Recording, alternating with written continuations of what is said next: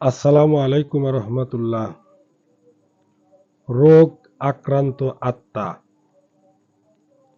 ইমাম গাজ্জালি রহমতুল্লাহ আলাই কিমিয়ায়ে সাদাত যা ওনা বললেন, আত্মা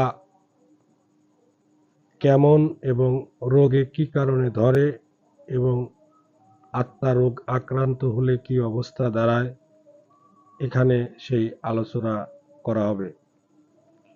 যদি কোনো আত্মা থেকে মহান আল্লাহর তত্ত্বজ্ঞান লাভের বাসনা বিলুপ্ত হয়ে থাকে, তবে বুঝতে হবে যে সে আত্মা রোগ আক্রান্ত হইয়াছে। মানবদেহে পরিপোষণের নিমিত্ত প্রকৃতিগতভাবে খাবারের দরকার। যদি কারো পেটে যে খাবারের জন্য ইচ্ছা বা ক্ষুধা না হয়, তবে বুঝতে হবে যে এই ব্যক্তি রোগ আক্রান্ত হইয়াছে।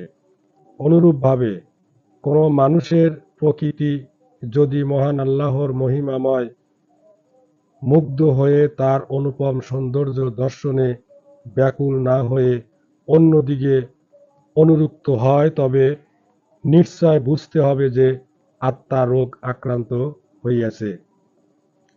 রোগ আক্রান্ত মানবদেহের স্বাভাবিক খাবারের প্রতি রুচি থাকে না।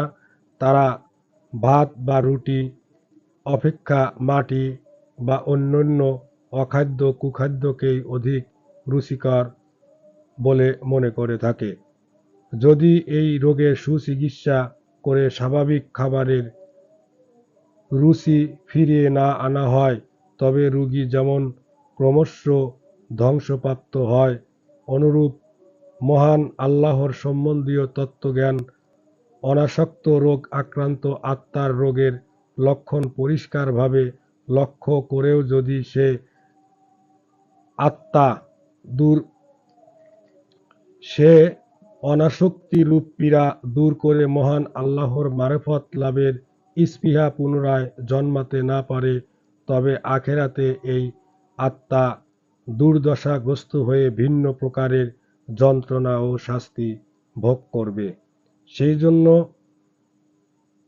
রোগ আক্রান্ত আত্মা থেকে আমরা যেন আল্লাহ পাকের সেই অনুপম দর্শন লাভ করতে পারি, সেই আত্মা যেন আমাদের অন্তরে সৃষ্টি হয়, সেই তৌফিক যেন আল্লাহ আমাদেরকে দান করেন। আমিন।